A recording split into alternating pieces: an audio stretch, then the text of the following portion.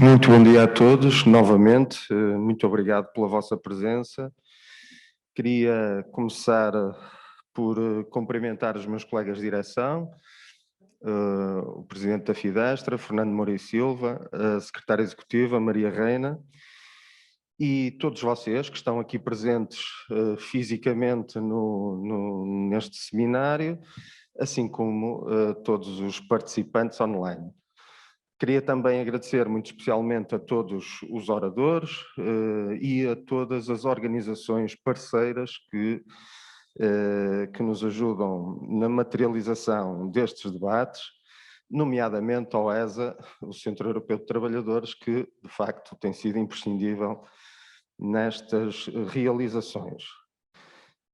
Antes de começarmos o painel propriamente dito, gostaria também ainda de ressalvar a data de hoje, o 1º de maio, o Dia do Trabalhador, e nesse particular saudar novamente o Presidente da Federação dos Trabalhadores Democratas Cristãos, o Fernando Moura e Silva, que é também membro da direção da União Europeia dos Trabalhadores Democratas Cristãos, certamente uma entidade de referência neste novo cenário do mundo do trabalho que está certamente a mudar e que nos trará reflexões importantes, personalistas e humanistas no seio da democracia cristã. Feito este introito e com a benção de São José Operário, passaremos então aos nossos trabalhos desta segunda mesa de hoje, que tem como título o impacto do Covid-19 no setor do turismo, estratégias em diferentes escalas. Temos connosco, para animar este debate, o Sr. Vereador Carlos Bahia, da Câmara Municipal de Faro, que, dentre vários pelouros, também a nível social, que muito devem ter ocupado neste período, tem também a seu cargo o pelouro do turismo e certamente nos vai dar a sua visão sobre esta matéria, até porque representa o município no turismo do Algarve e também na sua experiência local. Temos também connosco online o presidente da Fundação Luigi Clerici, nosso amigo Paulo Cesana, que esta fundação que desenvolve um trabalho importantíssimo ao nível da formação pessoal, contínua, profissional e até superior, e também muito involucrada com o modelo social europeu.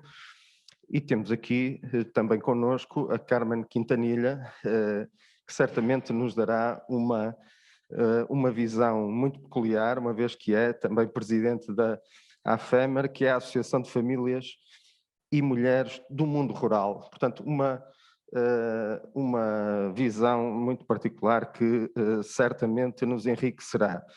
Não temos o privilégio de ter connosco o diretor do Aeroporto de Faro e ANA Aeroportos, Alberto Mota Borges, que infelizmente por motivos familiares, do falecimento de um familiar, não pôde estar connosco, mas a quem endereçamos também os nossos cumprimentos.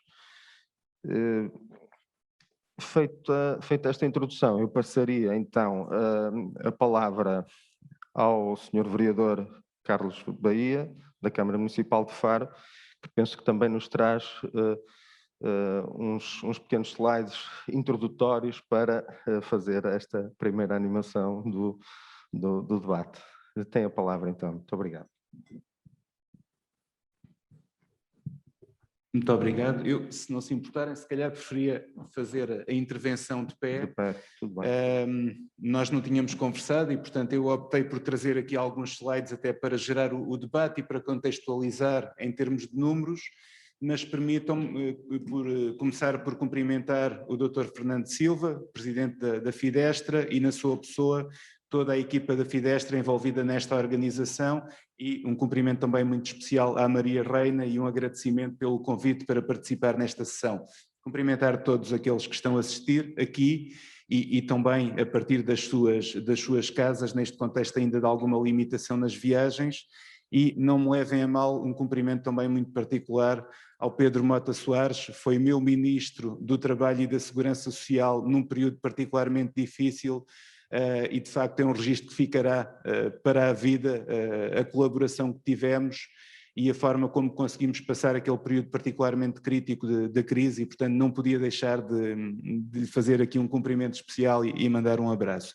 Bom, eu trago aqui algumas notas relativas a Faro do contexto, cumprimentar também, naturalmente, o orador, os meus colegas de painel, o Orlando, a Carmen, o Paolo, e trazer aqui alguns dados relativamente a Faro. Eu julgo que era aquilo que se pretendia, por um lado, contextualizar aquilo que tem sido a evolução de Faro enquanto destino turístico e enquanto economia cada vez mais baseada no turismo, e por outro lado apresentar-vos a forma como Faro procurou mitigar os efeitos desta pandemia que já dura há mais de um ano e inevitavelmente teve aqui um conjunto de efeitos muito elencados àquilo que foi naturalmente, que é naturalmente a nossa estrutura económica.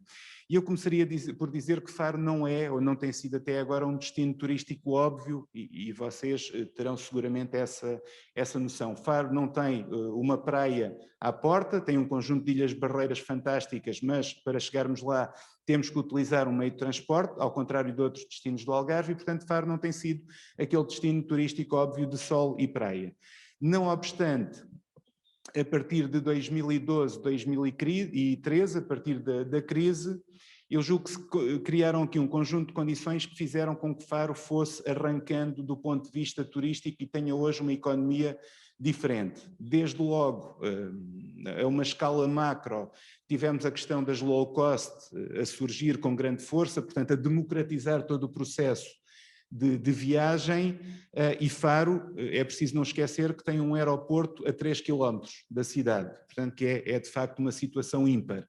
E portanto isso jogou a nosso favor, por um lado. Por outro lado, e também remetendo àquilo que foi o governo de então, daquele período, e ontem tivemos cá o Dr. Adolfo Mesquita Nunes, secretário de Estado do Turismo à altura, que introduziu um conjunto de alterações legislativas da maior importância, nomeadamente eu relembrava a questão do enquadramento do alojamento local, que no fundo aquilo que fez foi, por um lado, trazer para a economia regular aquilo que era a economia paralela, com todas as vantagens que daí advieram, desde logo na questão fiscal, mas também permitindo que aqueles alojamentos passassem a ter uma visibilidade acrescida por via das plataformas que foram surgindo e, portanto, trazendo mais negócio aos seus operadores e, portanto, Faro, com o conjunto de ativos que detinha e que detém, passou a estar no radar. Tivemos muitos investidores a recuperarem as suas casas, tivemos investidores a comprarem casas para criar alojamento local e, de facto, o alojamento local é hoje um estandarte muito importante no nosso processo de viragem da economia mais para o turismo. E, portanto, como estamos a falar de turismo e um bocadinho em jeito de provocação, mas também de convite a todos aqueles que não estão hoje connosco, mas para ficarem a conhecer um bocadinho mais de Faro, aliás, eu até vou voltar atrás, deixando aqui o convite para que nos possam visitar numa primeira oportunidade. Nós começamos por ter aqui uma imagem de uma das nossas ilhas barreira, a Ilha da Colatra, que está no Parque Natural da Ria Formosa. Aqui uma imagem de parte da nossa cidade velha, que, como podem ver, está rodeada também de água, neste caso também da Ria Formosa, uma característica que muito nos marca. A nossa Sé Catedral, situada no coração da cidade velha. Aqui a nossa Rua das Lojas tradicional, também um local aprazível para se visitar e para circular. Aqui o nosso Parque Ribeirinho, também uma estrutura virada para a natureza, cada vez mais frequentada pelos residentes, mas também pelos visitantes, para passearem, para praticarem desporto e, inevitavelmente, a nossa gastronomia, que é cada vez mais também um fator muito forte de atração, não só de Faro, mas também do Algarve e do país em geral. E, portanto, eu julgo que deixo aqui um conjunto de razões importantes para que quem não está hoje connosco possa efetivamente visitar-nos no futuro e teríamos todo o gosto em acolher-vos. Dito isto e contextualizando o que é Faro e qual é a situação de Faro e quais são as características de Faro. Portanto, Faro tem tinha no último censo cerca de 65 mil habitantes. Faro é o 5º concelho a nível nacional em termos de poder de compra, com o índice de 132, compara naturalmente com o índice 100, e isto tem uma razão de ser, é que Faro tem, historicamente, baseou muito a sua economia e o seu emprego no setor terciário, nomeadamente no setor público. Faro tem os serviços desconcentrados da administração pública, tem as escolas, tem os hospitais, tem a Universidade do Algarve e, portanto, sabemos que estas estruturas, em regra, praticam um valor salarial superior à média e, portanto, muito para isso, isso faz com que, contribui para que Faro se posicione como 5º concelho em termos de poder de compra a nível nacional. Não obstante, nos últimos anos, e como veremos adiante, o turismo tem tido um crescimento muito significativo. Depois, Faro tem uma situação também quase única a nível nacional, com um conjunto de equipamentos e infraestruturas que, do nosso ponto de vista, nos posicionam também para o futuro. Temos um aeroporto internacional, como eu dizia há pouco, a 3 km, que movimentou 8 milhões de passageiros em 2019. Temos uma estação ferroviária central, que não acontece em muitas cidades, e curiosamente gera uma discussão na cidade, porque muitas pessoas pretendem que a linha de caminho de ferro que circula a cidade, e portanto tem sido até hoje uma barreira no nosso usufruto e no nosso contacto com a Ria Formosa, pretendem que essa linha de caminho de ferro saia de lá, mas eu julgo que ela está lá muito bem e o facto de termos uma estação central, de facto, é uma mais-valia. Temos uma rede viária que nos permite facilmente chegar à capital do país, ao resto do país, à Espanha, em pouco tempo. Temos um cais comercial que já não tem esta função de forma ativa e, portanto, pretendemos requalificá-lo num futuro próximo e dar-lhe outro destino, mas efetivamente a infraestrutura está lá. Temos a Universidade do Algarve enquanto centro de conhecimento de excelência. Aliás, o Presidente da Câmara costuma dizer muitas vezes que não consegue imaginar o que seria o Algarve sem a Universidade do Algarve. E eu acrescentaria que não consigo imaginar o que seria o Algarve sem a Universidade do Algarve e o aeroporto internacional. De facto, seríamos aqui uma região periférica e com muito poucas condições, seguramente.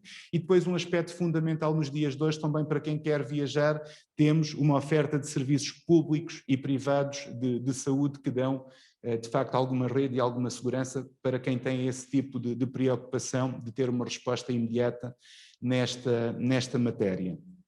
Depois, só para que se perceba como é que Faro evoluiu, também para fazer depois aqui alguma ligação com as medidas que adotamos. Portanto, temos ali aquilo que são os principais setores de atividade em termos de número de empresas registadas, em Portugal, no Algarve e em Faro, e aquilo que percebemos, portanto, sem prejuízo de estarmos perante estruturas económicas diferentes, mas os comportamentos e as evoluções são idênticas. Portanto, nós, entre 2010 e 2019, e portanto eu escolhi esta série efetivamente com o objetivo de termos uma percepção alargada, porque num curto espaço de tempo nem sempre os dados nos dão uma leitura fiável, mas nós percebemos que o tecido económico farense, algarvio e nacional cresceu no que respeita à agricultura, no que respeita ao turismo e às atividades de serviços. Por outro lado, perdeu empresas ligadas à construção e ao comércio por grosso e a retalho. Naturalmente que há aqui um conjunto depois de variações. Eu julgo que é curioso notar, por exemplo, que 20% das empresas do Algarve são empresas ligadas ao turismo. Faro, por exemplo, tem um peso de 12% e isso vai se refletir naquilo que foi o impacto da Covid. Aqui acontece o mesmo em termos de pessoal a serviço, destacava apenas um dado curioso, o Algarve tem 25% do pessoal a serviço no setor do turismo. E, portanto, eu não vos trago aqui outro dado, mas que é um dado também conhecido, é que de forma direta ou indireta, o Algarve, portanto, a riqueza gerada no Algarve, cerca de 60% está ancorada no setor turístico e, portanto, é fácil de perceber que no contexto atual em que o setor do turismo, o setor das viagens, o setor que implicava algum tipo de contactos e de experiências, foi o mais afetado e, portanto, por essa via, o Algarve foi claramente a região mais afetada. Aqui também de forma rápida, para não me alongar demasiado, conseguimos perceber num espaço de tempo curto aquilo que foi a evolução de Faro ao longo dos últimos anos. Portanto, eu só trago dados de 2015, mas se nós recuássemos 2 ou 3 anos, nós veríamos com facilidade que num espaço de 7, 8 anos, até 2019, Faro mais do que duplicou o número de dormidas, o número de hóspedes e os proveitos da hotelaria. Temos uma estada média de 1,9 noites e temos uma taxa de ocupação de 51,5%, que é superior à média do Algarve já há alguns anos. Quais são os nossos principais produtos? Eu julgo que o sol e o mar, embora com características diferentes de outros concelhos do Algarve, têm que estar sempre presente, aquilo que está associado ao destino Algarve, digamos assim, e Faro não é exceção. Temos a questão da natureza muito ancorada na nossa Ria Formosa, uma das maravilhas de Portugal, como sabem. Temos cultura, temos património, temos muita história, portanto, por aqui passaram muitos povos que fizeram a história. E, portanto, cada vez que há uma obra nesta baixa da cidade, inevitavelmente aparecem vestígios desses povos e desses períodos. Tal é a riqueza desta terra e tal é a história que de facto a marca. E depois temos aqui um segmento de lifestyle que começa a surgir. Vamos ter o primeiro hotel de 5 estrelas de Faro a abrir no próximo mês. Temos um chefe Michelin que neste momento não tem a estrela, mas já teve com um restaurante em Faro e a operar a partir de Faro. Temos uma oferta gastronómica que tem crescido em quantidade e qualidade ao longo dos anos. Temos um conjunto de profissionais ligados à noite, de facto de valor e com visão, e que têm acrescentado ao nosso produto, e portanto achamos que temos aqui condições para crescer nos próximos anos. Aqui só para vos dar uma perspectiva em termos de oferta turística, efetivamente aquilo que tínhamos em 2015, e portanto se recuássemos os valores ainda eram inferiores, e aquilo que temos hoje. Portanto, nós temos 744 unidades de alojamento, ou tínhamos em setembro de 2020, 19 respeitavam empreendimentos hoteleiros, e tudo o resto correspondia a alojamento local. Daí a referência que eu fiz inicialmente da importância que teve o enquadramento do alojamento local para o crescimento de Faro. E, portanto, isto leva-nos ao Covid e leva-nos ao impacto que o Covid teve. E eu trago-vos aqui apenas 2 gráficos para termos uma noção, e mais do que nos depararmos até com valores absolutos, eu penso que importa observar a evolução por comparação. E, portanto, quando comparamos o Algarve com Portugal, verificamos que efetivamente os 2 territórios vinham descendo até 2019 e a partir de 2019 o Algarve arranca de forma muito significativa, fruto da sua estrutura económica. O crescimento do desemprego em Portugal é muito mais contido, digamos assim. O Algarve neste momento está ao nível da crise de 2012, portanto, dados de 2012. Relativamente a Faro, comparativamente com o Algarve, acontece um pouco o contrário, ou seja, o Algarve de facto arrancou, Faro também fruto do crescimento do turismo, também tem aqui uma aceleração, mas a um ritmo inferior. E portanto isto remete-nos para aquilo que foi a necessidade dos municípios terem que avançar, terem de alguma maneira até que substituir ao Estado no apoio pronto e imediato aos agentes económicos, às famílias, às empresas, e como é que nós reagimos. E, portanto, eu divido aqui, e o outro slide será já para terminar, em termos de apoio às famílias, apoio social e depois apoio às empresas. Em termos de apoio social, nós tivemos que estar na linha da frente, não o fizemos diretamente, nós não demos nada às famílias, mas Faro tem uma rede social com mais de 100 entidades. E, portanto, aquilo que fizemos foi apoiar essas entidades a apoiar as famílias. Nós, inclusive, atribuímos instalações a algumas destas associações para que elas pudessem crescer e responder a este período crítico. E, portanto, aquilo que nós observamos é que, efetivamente, nos primeiros meses da crise, em que não havia uma resposta montada, portanto, teve que haver aqui uma reação, muitas pessoas ficaram sem emprego e muitas vezes ligadas ao próprio aeroporto, esperavam retomar aquele contrato sazonal de início de verão e isso não aconteceu e de repente toda a sua estrutura familiar e económica desabou e pessoas que em regra nunca tinham recorrido a este tipo de apoio alimentar tiveram que o fazer. E, portanto, de facto, aquele período foi mais crítico, depois tivemos um abrandamento e no início deste ano, janeiro, fevereiro, fruto também já de um período longo de inatividade ou de pouca atividade, voltamos a ter aqui alguma dinâmica acrescida, infelizmente. E, portanto, isso acompanhou, de algum modo, o número de refeições.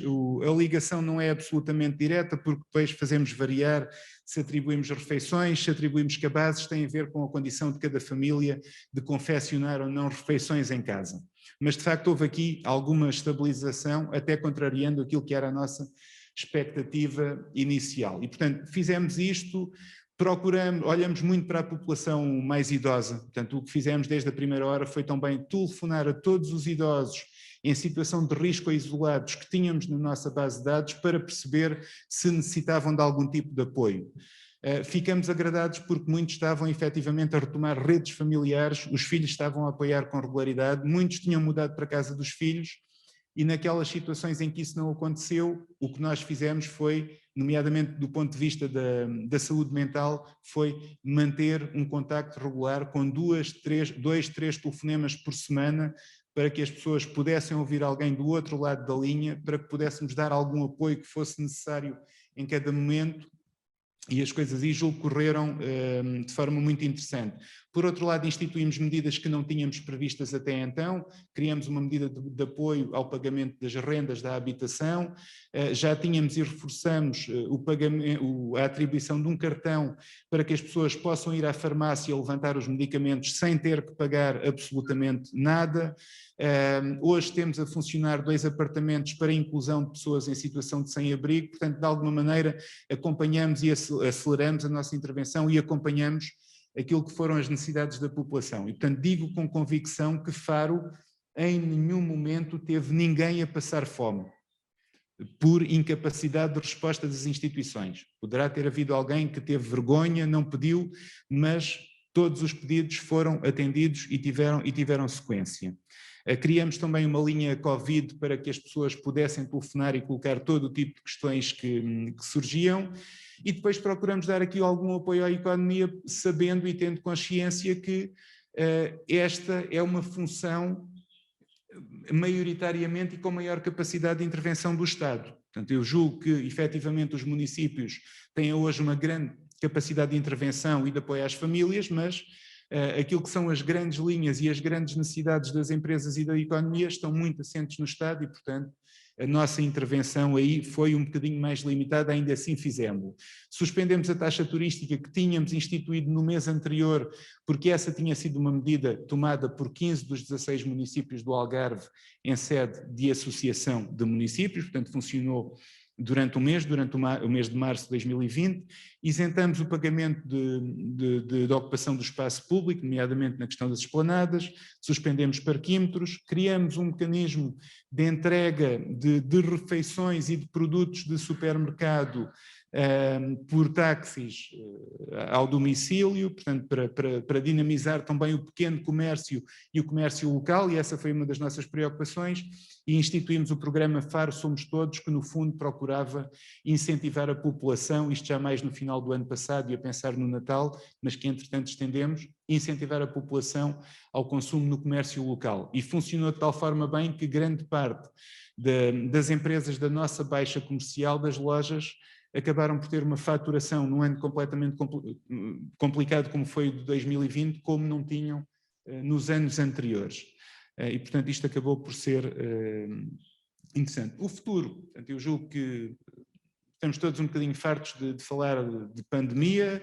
É muito agradável podermos começar a desconfinar e eu julgo que este seminário é um bocadinho o início disso, portanto já temos aqui, já nos conseguimos juntar de alguma forma, embora ainda com algumas limitações, mas eu julgo que temos que olhar para o futuro. E o futuro é, do meu ponto de vista, eu sou otimista, dentro de 2 meses, pouco mais, teremos a população em grande percentagem vacinada. Hoje de manhã a minha mulher dizia-me que o grupo abaixo dos 50 anos já pode começar a marcar a vacinação para uma determinada vacina.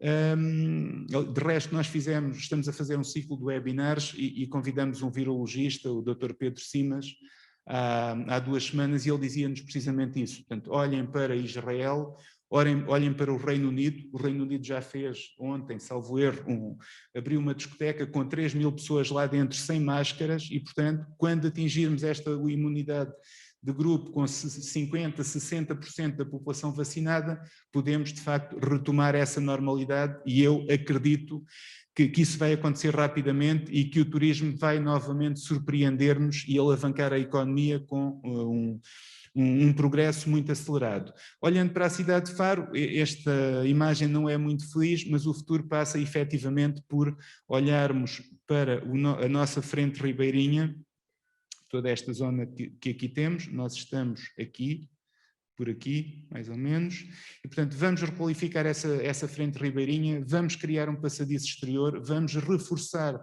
a ligação da cidade e usufruto por quem nos visita e por quem cá vive com da Ria Formosa, vamos requalificar também o tal queijo comercial que eu mostrava, que está cá em baixo, e portanto isto vai reforçar a nossa ligação com a Ria, e acreditamos que de facto nos próximos anos a nossa economia vai crescer de forma muito significativa, assente neste e noutros projetos. E portanto não me alongo mais, peço desculpa por esta apresentação longa, muito obrigado e estou à vossa disposição para questões que queiram colocar no final.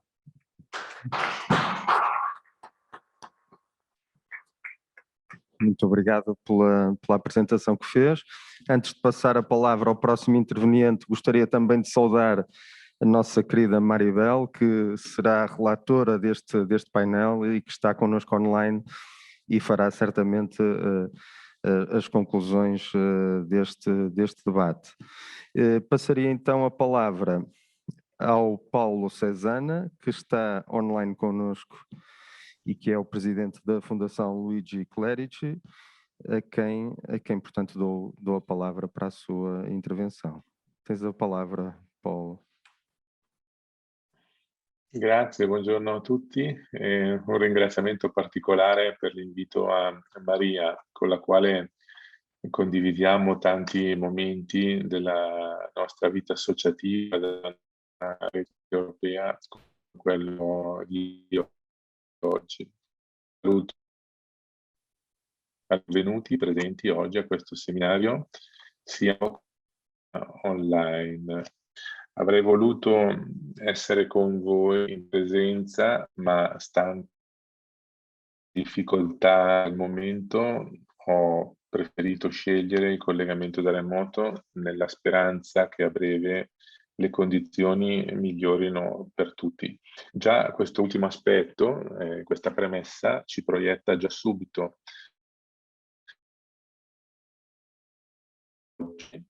per cui sono stato chiamato a contribuire con il mio speech.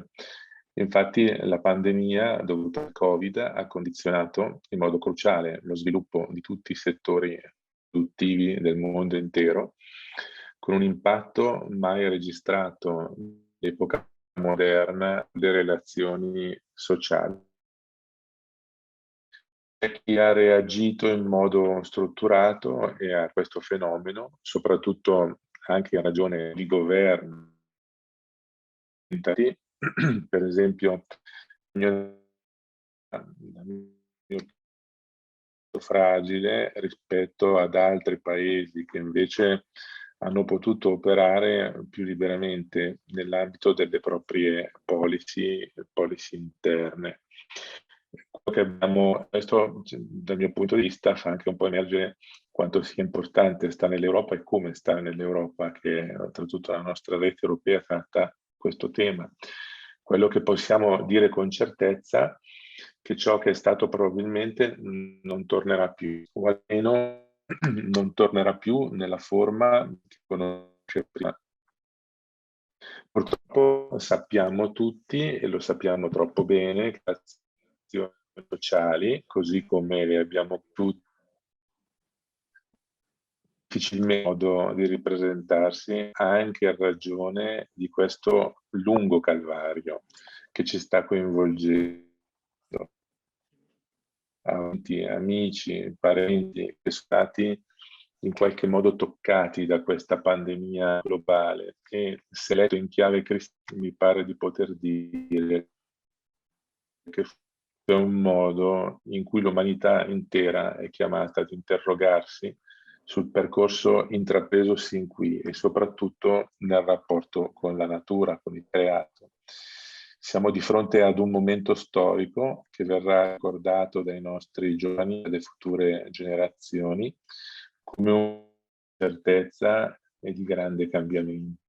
Venendo di oggi dell'impatto del Covid-19, SARS-CoV sul turismo, quest'ultimo è stato il settore tra i più colpiti insieme a quello della revisione. Mi è interessato il quadro di questa mattina e tutti i vari interventi che mi hanno preceduto, che hanno dato anche una chiara visione di come da voi vi siete organizzati in questo momento difficile e qual è stato l'impatto così drammatico.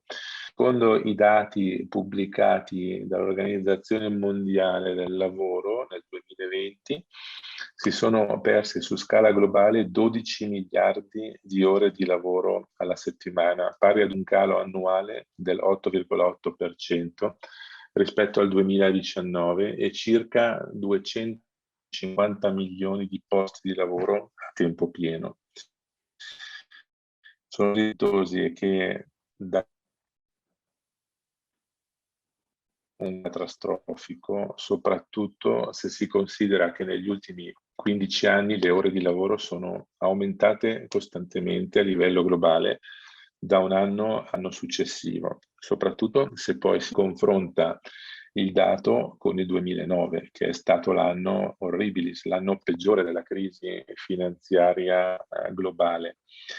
2020 il tasso di disoccupazione globale è salito al 6,5% con crescita dell'1 rispetto al medesimo periodo del 2019. Si tratta quindi del dato peggiore del 6% di individui che loro malgrado hanno perso il proprio posto di lavoro, con i 21 milioni del 2009 che è l'anno di riferimento della crisi economica mondiale che aveva attraversato. Un dato che ci deve fare interrogare, far riflettere sulla fragilità del nostro sistema sociale. Ci tengo molto a questo aspetto perché è costruito su stereotipi lontani da quelli legati ai bisogni primari. Per esempio l'organizzazione della sanità, abbiamo sentito anche stamattina, l'organizzazione delle attività, dei vaccini, anche nei contesti più virtuosi, ha mostrato delle gravissime lacune, anche da noi nella sanità lombarda, che è la sanità per eccellenza, è stata lacunosa su tutti i fronti, con indicazioni, controindicazioni, diciamo un calvario. L'attuazione delle politiche sociali inoltre quelle lacunose, soprattutto la parte della popolazione più fragile, mi viene in mente gli anziani, e così facendo si è tenuto in ostaggio anche la forza produttiva dei giovani. L'essere stati incapaci di organizzare le attività e soprattutto le attività relative al supporto sanitario ha fatto sì che i più giovani fossero costretti a casa. L'esasperato bisogno di contrarre i costi, e questo mi riferisco anche alla politica europea, dei profitti, e anche mi riferisco al rapporto tra gli stati, ha determinato una politica di austerity che ha rappresentato una visione miope, riducendo così lo sviluppo e l'organizzazione del welfare sociale legato anche ai servizi sanitari. A furia di risparmiare, la sanità è quella che ci ha rimesso, no? Si sono ridotti i posti di terapia intensiva e questo si è rivelato il vero e proprio tallone d'Achille in un momento così difficile. E ne è la prova, la riprova anche la triste vicenda della distribuzione e la somministrazione anche la telecittadinanza, quindi l'acquisto dei vaccini per l'Europa, la distribuzione dei vaccini tra gli stati, con le case farmaceutiche, Quindi una situazione davvero complessa. Eppure in questi mesi abbiamo avuto momenti di tregua che purtroppo sono sfruttati meglio per dare svantaggio. Sono prevalse le logiche legate agli interessi economici che hanno comunque visto diffondersi un po' ovunque dinamiche di malcostume generalizzato in tutti i paesi dell'Europa, ma anche paesi extraeuropei.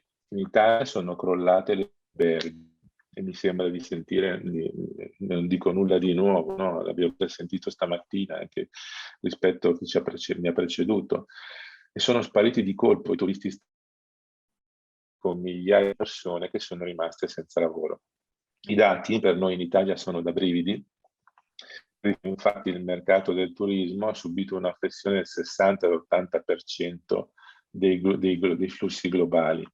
Nonostante il blocco dei licenziamenti, in Italia si è operato il blocco dei licenziamenti, il settore ha registrato 265.000 occupati in meno solo nel secondo trimestre del 2020. L'Italia quindi rischia di essere oltretutto uno dei paesi più colpiti. Infatti il numero degli esercizi ricettivi risulta essere più del 30% del totale dell'Unione, intera Unione Europea, cioè a dimostrazione della forte vocazione del nostro territorio al turismo in Cami. L'Italia è tra i paesi per presenze straniere in questo tra i primi paesi per presenze straniere in questo specifico settore. Non dimentichiamo che l'Italia è lunga, è stretta e ha tantissime coste, quindi prevalentemente l'Italia vive di turismo, no? Quindi è stata fortemente colpita da questa situazione pandemica. Quindi dopo questo drammatico quadro, però io la buona italiana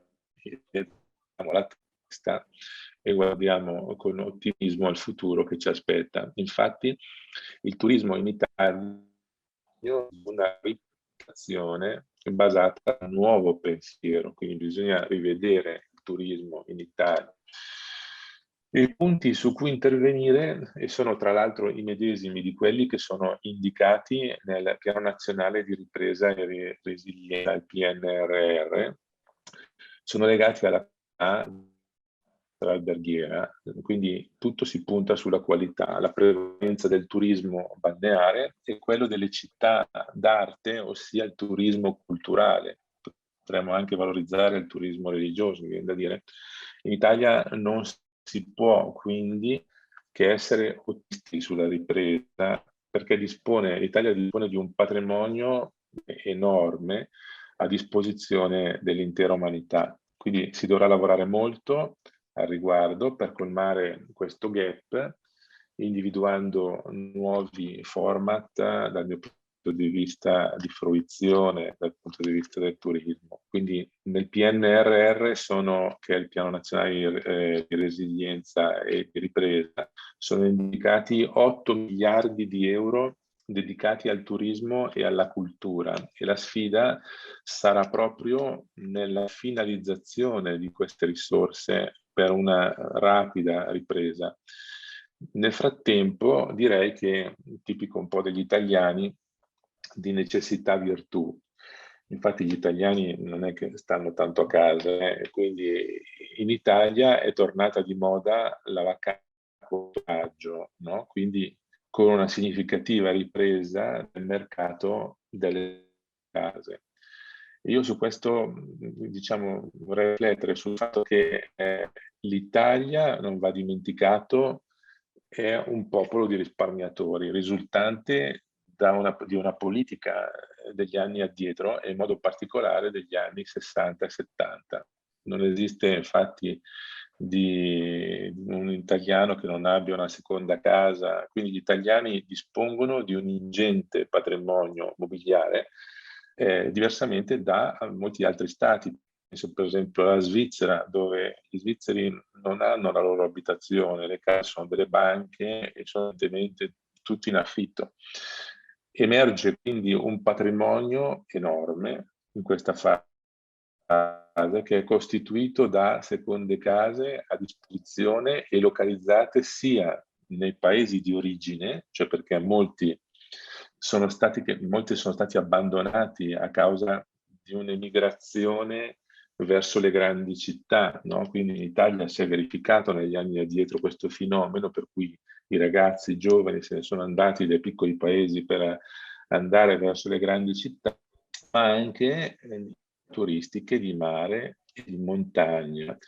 Questi sono investimenti che si sono originati, che si sono nel tempo un bene rifugio da parte di innumerevoli famiglie. Moltissimi milanesi, per esempio, hanno seconde case nelle valli, nelle montagne o verso il mare, eccetera. Quindi è un patrimonio complessivo. Il boom del turismo all'estero era in secondo piano, tale poco utilizzato per via dei mutamenti degli stili di vita e tra l'altro anche un capitale spesso mal conservato e difficile collocato immobiliare. L'emergenza sanitaria ha visto un improvviso rimbalzo e ritorno al commercio fatto di piccoli alimentari di quartiere con servizio a domicilio, zone anziane, offrendo una seconda a questo costo soprattutto nelle località turistiche che hanno ripreso a popolarsi grazie ai proprietari delle seconde case. Quindi è tutto un mercato in questa fase che è un mercato interno, no? Come dicevo, di necessità virtù, perché evidentemente la situazione non è rosea, però le cose incominciano a prendere passi. Noi che ci occupiamo, quindi mi avvio anche alle questioni di istruzione e formazione professionale, oltre che alle politiche del lavoro, seppure in queste difficoltà enormi non ci siamo mai fermati. In questa fase stiamo incrementando moltissimo la nostra attività,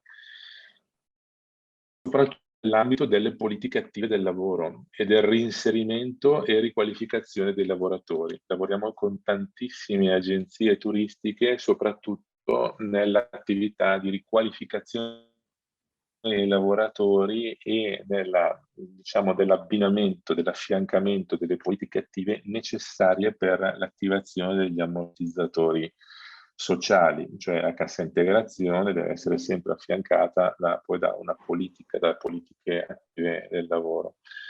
Dato il massimo in questa fase, è stato un anno davvero difficilissimo, ma abbiamo sempre cercato di tenere alto lo sguardo e i nostri obiettivi, dando anche ai nostri giovani una prospettiva di speranza e abbiamo davvero potuto esaltare la nostra missione sociale che si colloca dentro un alveo valoriale di valori che si ispirano alla dottrina sociale della Chiesa, che vengono agiti anche attraverso un approccio di carattere inclusivo. Quindi la spinta anche nel settore dei trasporti e del turismo sia orientata alla formazione delle competenze, cioè quelle competenze chiave, allo scopo di consentire chi è rimasto nel mercato del lavoro di migliorare le proprie competenze e di rimanere lì, e chi ne è uscito invece, e sono stati tanti che hanno perso il lavoro nonostante, dicevo prima,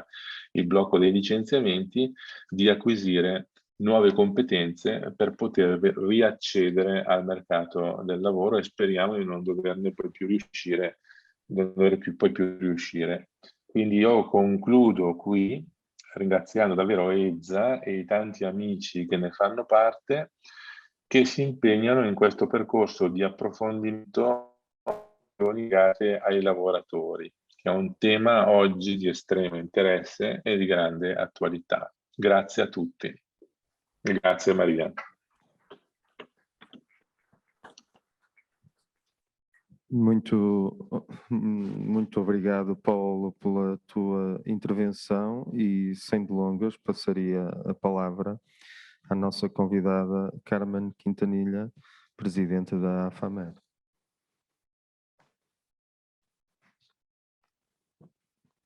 Bueno, buenas tardes o buenos días. Quiero, en primer lugar, pues darle las gracias a nuestro presidente, a Fernando y, como no, también a nuestra secretaria general, a María, por haberme dado la oportunidad de viajar hasta aquí a Faro para compartir con todos ustedes esta mañana este debate sobre, bueno, nuestro futuro, ¿no, señor concejal? ¿No? Nuestro futuro.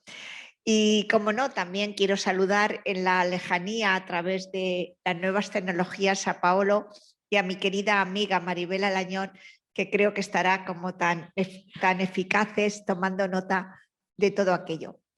A mí me gustaría empezar esta pequeña mesa redonda o esta gran mesa redonda hablando también, para quien no me conozca, qué es AFAMER, ¿no? ¿Qué es nuestra asociación? Porque es verdad que cuando vengo hoy a hablar de turismo rural o a hablar de turismo en general, no puedo olvidar qué papel juegan las mujeres rurales en España y en el mundo.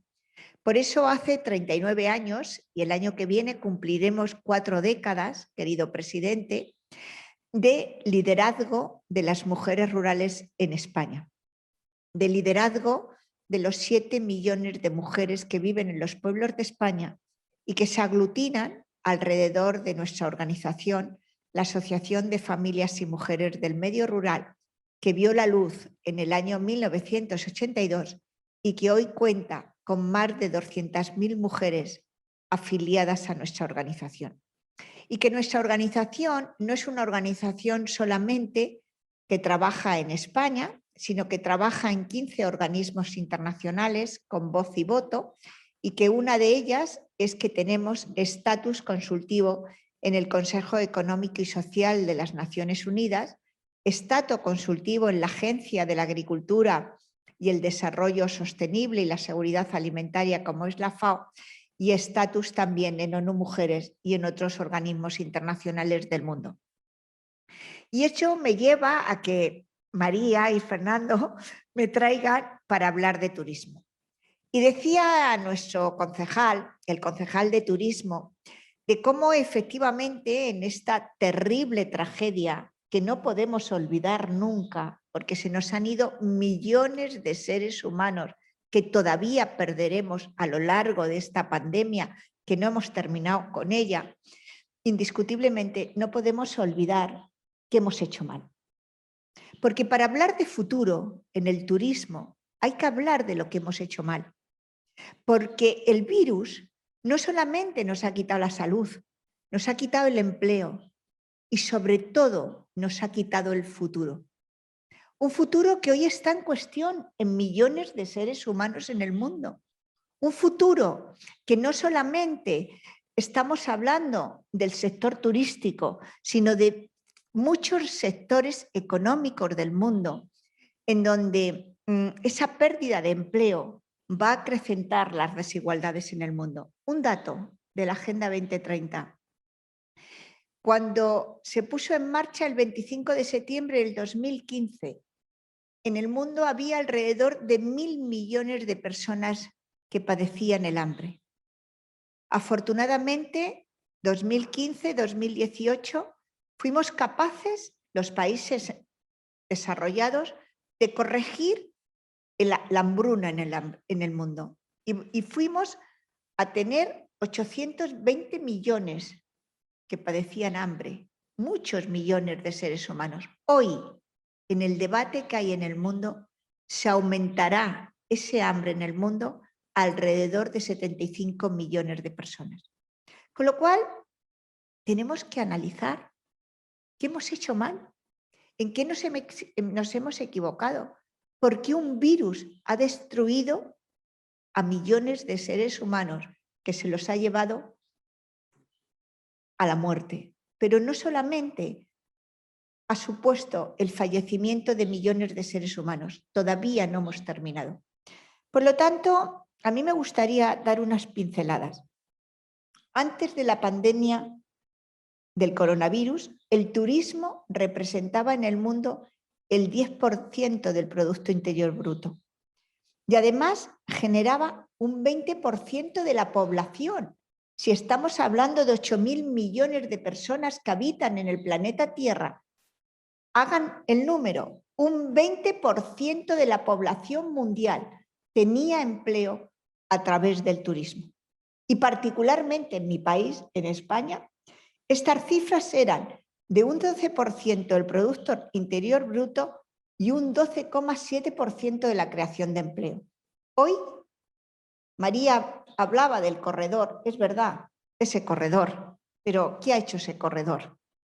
Bueno, subsanar pequeñas actividades turísticas en España. Lo que es verdad es que hoy tenemos millones de seres humanos, millones de españoles en el paro, en los expedientes de regulación de empleo temporal como consecuencia del coronavirus. Por lo tanto, el virus, y cuando uno pierde la salud, pierde el empleo, pierde muchas oportunidades en la vida y por lo tanto hay que analizarlo desde ese prisma. Pero también me traía otro dato que yo creo que es importante y es que hoy nos tenemos que empezar a plantear cuál es el turismo sostenible que vamos a hacer, cuál es el trabajo decente que vamos a darle a las personas y cuáles los grandes retos que tenemos que hacer desde ese turismo sostenible, desde ese trabajo decente y desde ese también crecimiento ordenado para no volver a cometer los errores. Porque hoy estamos todos con mascarilla, pero hemos olvidado que cuando se confinó el mundo no había mascarillas en ningún país de Europa. Es que lo hemos olvidado. ¿Y por qué no teníamos mascarillas? Porque habíamos cometido la gran tragedia de deslocalizar nuestras empresas para los países desarrollados como Marruecos, como Tailandia o como otros países del mundo, y donde las mascarillas que hicieron las mujeres rurales de AFAMER, que hemos recibido, como bien sabéis, el premio a la solidaridad civil, la TNT estaba en España, pero este logotipo, cuando llamábamos a las empresas españolas con el prefijo del 93 de Barcelona, ¿saben ustedes quién nos contestaban? En Tailandia, en Taiwán, en Marruecos. Eso es una tragedia, con lo cual tenemos que volver a pensar qué Europa queremos construir. Porque lo que no podemos hacer es, en ese contexto de la Europa comunitaria, pensar que cada uno podemos ir por libre, porque indiscutiblemente no podemos ir, porque el proyecto europeo es el proyecto del éxito de cada uno de los países que la componen, con independencia del Brexit que hemos vivido. Pero por eso yo quiero también dar otro dato más importante. Hace un año, el 7 de mayo, hará un año que la Organización Mundial del Turismo dijo que en este momento las perspectivas que habían de crecimiento del turismo en el mundo era que iba a haber una pérdida de turistas entre el 60 y el 80%. Ha habido una pérdida de turistas, ¿verdad, querido concejal?, del 95% en el mundo. Y además, el mundo, es decir, la economía mundial, que es la que mantiene el crecimiento económico y el empleo, ha perdido 2 billones de dólares. 2 billones de dólares mundiales en ingresos por exportaciones del turismo. España, en el mes de abril del año 2020, perdimos 10 millones de turistas. 10 millones de turistas internacionales con un gasto asociado de casi 10.000 millones de euros. Con lo cual, estas cifras que estoy dando, no las estoy dando porque me quiero recrear en ellas, no, las estoy dando para que después analicemos cuál es nuestro futuro. Porque es verdad que tenemos futuro. Afortunadamente, las crisis nos enseñan a los seres humanos a reinventarnos, nos enseñan a mirar al futuro desde otras perspectivas. Y por eso yo les voy a contar lo que hemos hecho desde nuestra organización. Y además, ¿por qué lo hemos hecho? Pues fíjense o fijaros, me he permitido quitarme la mascarilla porque estoy muy lejos de vosotros, estoy a 2 metros de mis colegas, compañeros, y sobre todo porque me pongo muy nerviosa al hablar porque creo que no se me escucha. Porque es que con la mascarilla hemos perdido visibilidad y hemos perdido oído. Os daréis cuenta muchas veces, ¿no?, que se oye mal. Con lo cual me he permitido, y os pido disculpas, pero es que no puedo hablar si tengo la mascarilla. Bueno, nosotros nos dimos cuenta que nada más confinarnos, la sociedad mundial, no solamente la europea, empezó a mirar al mundo rural.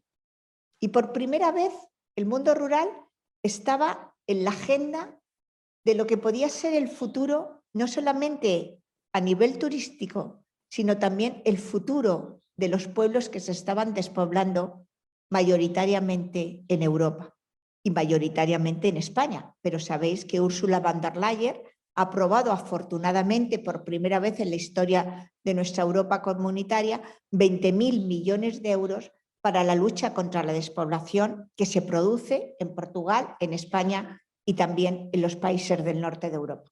Y por lo tanto, desde ese punto de vista, nosotras nos dimos cuenta que había una mirada a lo rural. Y había una mirada a lo rural porque de pronto la sociedad urbanita se había dado cuenta de que había seguridad alimentaria, que había comida en la mesa de cada uno de nosotros, porque había un sector en Portugal, en toda Europa, que estaba manteniendo sus explotaciones agrícolas, su producción, las explotaciones ganaderas, las granjas, la apicultura, y gracias a ese sector que viven los pueblos de toda Europa, la sociedad urbana y toda la sociedad conseguía tener el plato lleno todos los días, en el confinamiento y después del confinamiento. Pero el confinamiento no lo podemos olvidar. Las ciudades estaban muertas, las personas estábamos en nuestra casa y cuando íbamos a los supermercados, a media tarde los supermercados estaban desabastecidos. A la mañana siguiente estaban llenos de productos, pero la gente tenía pánico, tenía miedo. Por lo tanto, ese debate también hay que abrirlo para construir el futuro. Por lo tanto, había una mirada a lo rural. Y esa mirada a lo rural también era un sector importantísimo que también existe en Portugal, que no solamente es el sol y la playa, sino que es el turismo rural. Y ese turismo rural, que es hoy tan importante, ha sido fundamental para que esas personas que viven en el medio urbano pudieran aprovechar ese verano, porque sabéis que en toda Europa el turismo rural, el turismo gastronómico, pero yo os cuento lo que se ha hecho en España, el enoturismo ha sido fundamental en este verano pasado y podemos decir que el 100% de las casas de turismo rural, de los pequeños albergues rurales que existen en muchos pueblos de España, tenían una ocupabilidad del 100%, y con lista de espera. ¿Y eso qué nos hizo ver?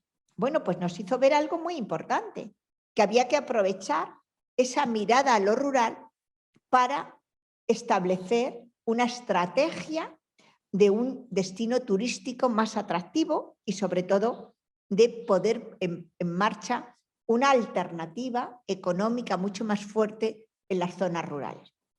¿Por qué? Porque ahora los ciudadanos buscaban un turismo ecológico, un turismo saludable, no estar en aglomeraciones de la playa cuando te quitas la toalla, al minuto que quitas la toalla se ponen unas zapatillas para quitarte el sitio. Esa es una realidad. Por lo tanto, de pronto la gente dice, hay otro tipo de turismo. Hay un turismo rural, hay un turismo saludable, hay un turismo de sierra.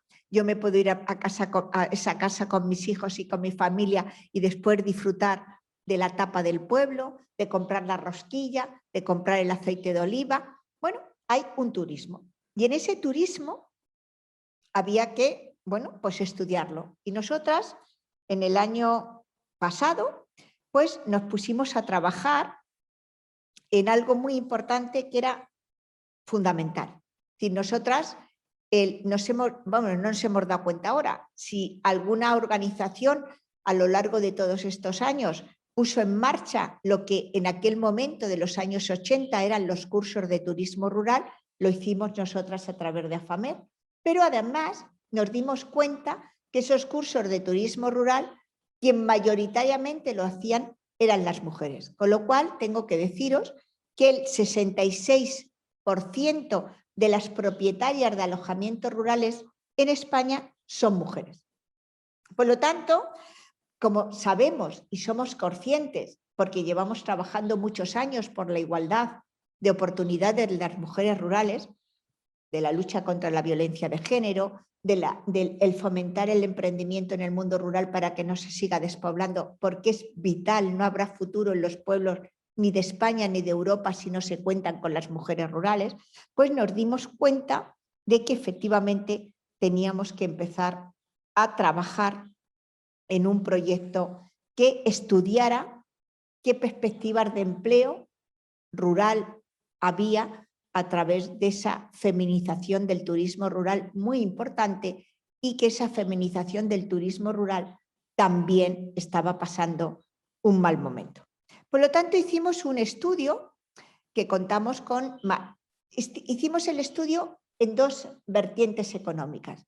En unas, en las residencias de personas mayores. Sabéis que en Europa, en muchos pueblos de Europa hay pequeñas viviendas tuteladas donde están los mayores que no pueden ya vivir en su casa, y también pequeñas residencias.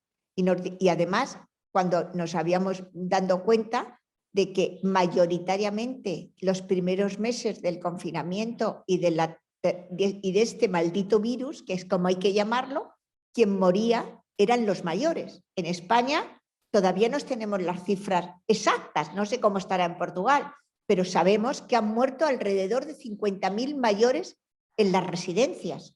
Y ya no podemos hablar de Europa porque la cifra sería espeluznante.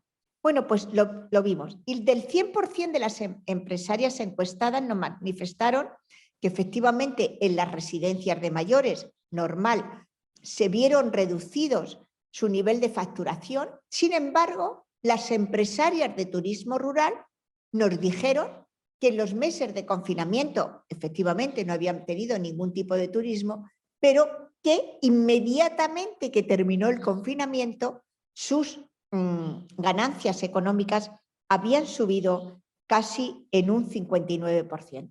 Pero que es verdad que, bueno, pues que tenían que tomar una serie de medidas, como es una mayor formación en la aplicación de las nuevas tecnologías en sus puestos de trabajo, una mayor formación en materia de desinfección, limpieza y protección social, y las desempleadas, las mujeres que en estos momentos pues, no están en el turismo rural, lo que nos pedían era una mayor implicación en el emprendimiento y mayores ayudas para establecer ellas su propio puesto de trabajo a través del turismo rural o otras actividades económicas. Por lo tanto, nosotras nos dimos cuenta que por ahí podíamos establecer canales de empleo y de emprendimiento para las mujeres rurales a través de este turismo rural, de un turismo seguro. Sabéis que en estos momentos España ha puesto en marcha el distintivo crear turismo seguro, destino seguro, desde la sostenibilidad, la accesibilidad, la innovación, la oferta, la formación. Bueno, ¿qué os voy a decir que no sepáis?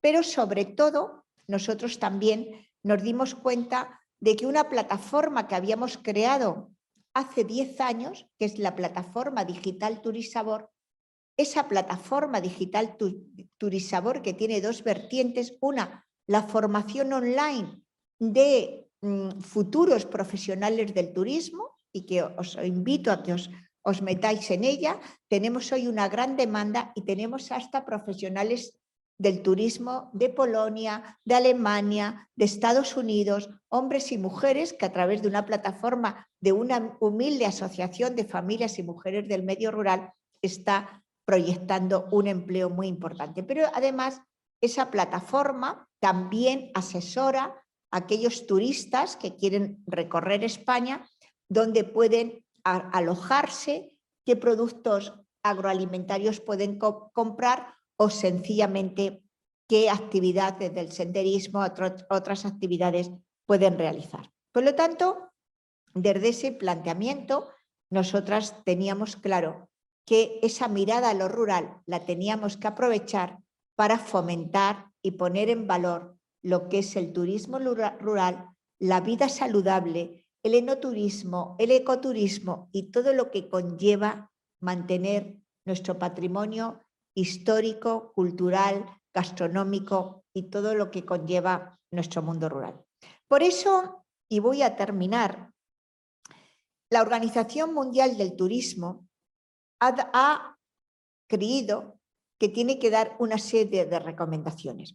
Y esas recomendaciones pasan porque hoy más que nunca ese turismo rural, pero también ese turismo de sol y playa en este maravilloso pueblo que le puedo asegurar que mi sobrina viene todos los años al Algarve porque no puede vivir sin el Algarve, pues yo sé de lo que estoy hablando, de ese turismo de sol y playa muy importante, pero que por eso tenemos que marcar estrategias para no volvernos a confundir.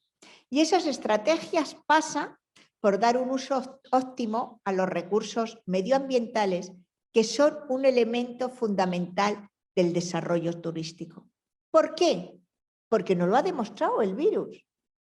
¿Qué nos ha dicho el virus? Que no solamente afecta a nuestra salud, sino que ha nacido porque no hemos cuidado nuestro planeta y porque nos estábamos cargando el medio ambiente. Por lo tanto, hay que mantener procesos ecológicos esenciales y ayudar a conservar los recursos naturales y la diversidad biológica. Porque, presidente, cuando nosotros hablamos de desigualdad y cuando hoy tenemos que analizar cómo va a retroceder la sociedad, lo tenemos que poner en valor para poder hacer posible que no retroceda. Indiscutiblemente, tenemos que mantener y conservar los recursos naturales y la diversidad biológica. Y además, uno de los grandes debates que hay en la Agenda 2030, que es el objetivo número 8, trabajo decente y crecimiento sostenible, también decimos que en esos crecimientos sostenibles tenemos que asegurar unas actividades económicas viables a largo plazo que reporten oportunidades de empleo estable y de obtención de ingresos y servicios sociales para las comunidades anfitrionas y que contribuyan a la reducción de la pobreza. Si hay empleo, hay igualdad. Si hay empleo, hay justicia social. Si hay empleo, hay futuro. Y hay lucha contra la pobreza, contra el hambre, y hay derecho a la educación y hay derecho a la salud. Por lo tanto, estamos hablando de conseguir esos objetivos que nos van a hacer dar la posibilidad de ese futuro.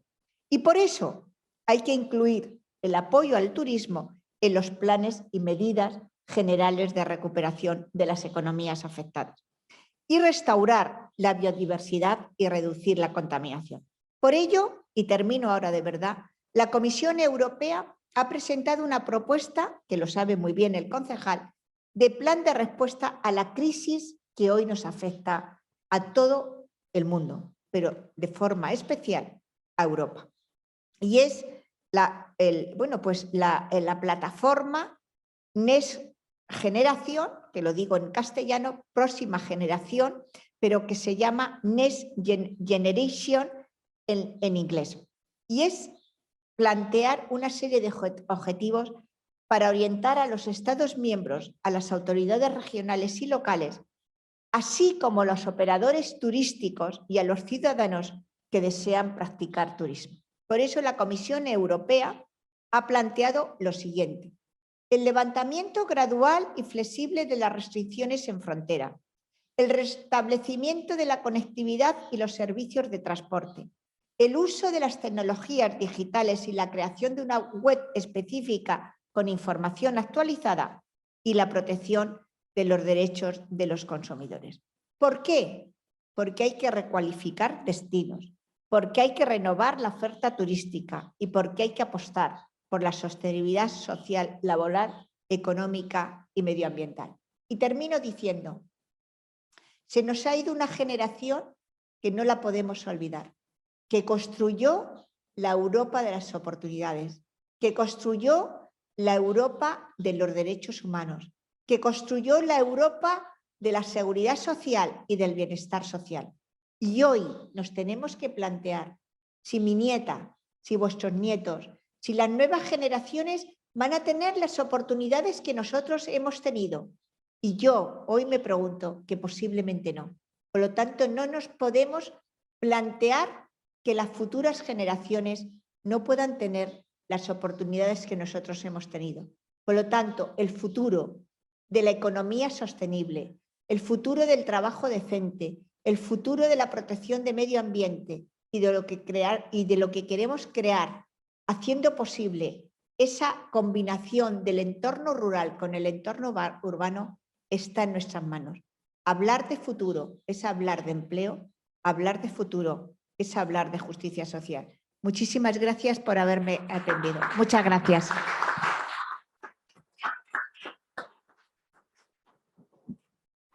Muitíssimas graças, Carmen, por tua ponência.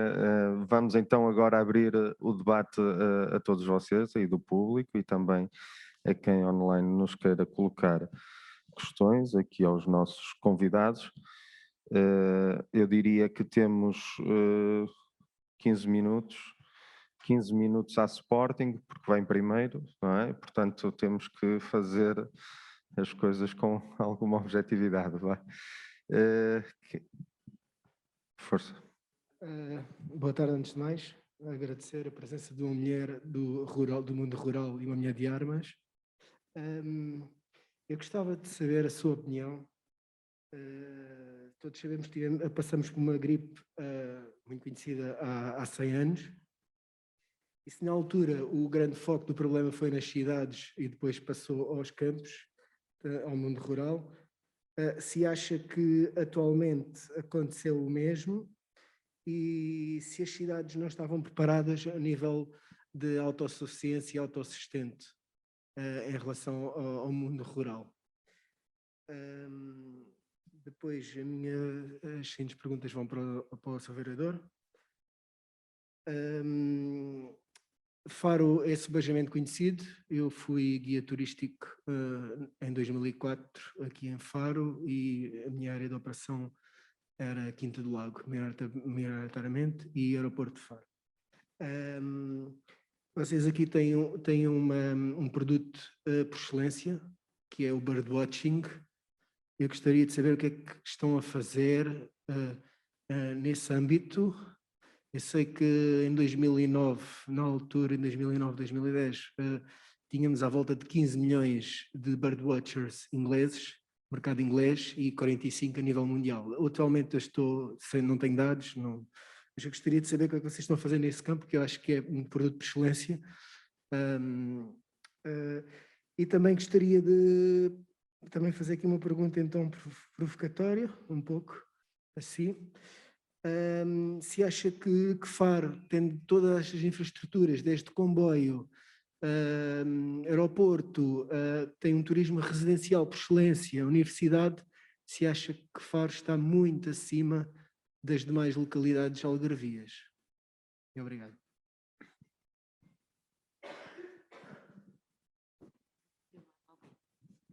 Sim, o Isaías. Então, eu vou ficar um bocadinho antes do Isaías. Ok. Bom, são duas questões muito rápidas. Eu sei que nós tivemos aqui uma dificuldade na tradução do Paulo Cesana.